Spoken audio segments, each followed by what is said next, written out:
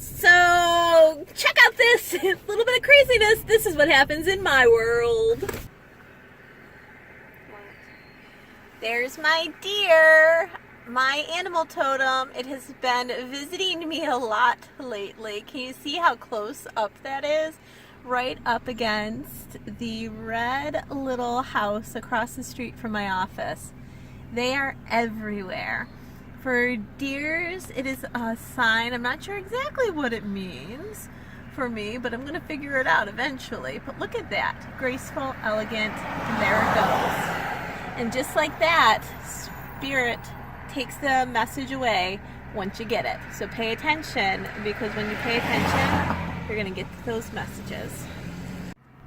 Can you believe it? Did you see it? How awesome is that? Spirit, it has an amazing way of bringing messages in. As I was saying, I love when they do that. You don't have to know what it means. You just have to. I'm going to be Googling it. I should probably no. Maybe I'll try to get some of that while we're talking. But they come up when you acknowledge it, just like the deer walked away. Once I saw it, I acknowledged it, and it went the other direction because it did what it needed to do and doesn't need to be here any longer. It's a symbol of both the male and the female. Access to the fairy world. My fairies! I love my fairies. And teaches humans about spirituality. Interesting.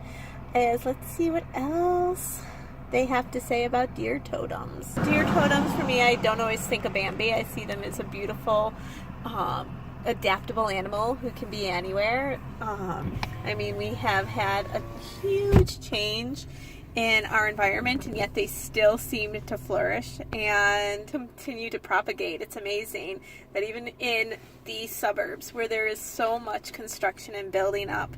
So deer, it has gentleness, ability to move through life and obstacles with grace, being in touch with the inner child, being sensitive and intuitive. No, that's not me at all. Vigilance, ability to learn, ability to change directions quickly, and magical ability to regenerate, being in touch with life's mysteries. So I'm wondering what I might need to be navigating, or maybe it's just that there's so much for me to navigate that's why it keeps popping in. It's been popping in for months everywhere I go. It's not just one, it's a dozen of them.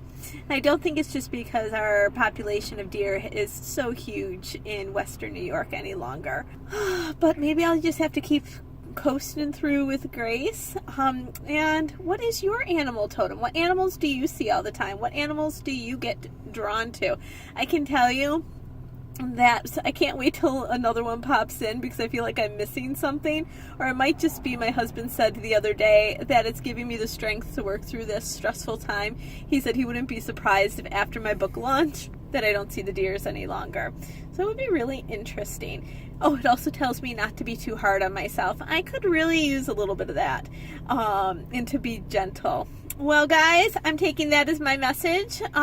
When you see an animal, check it out, see what might be, it might have to say for you.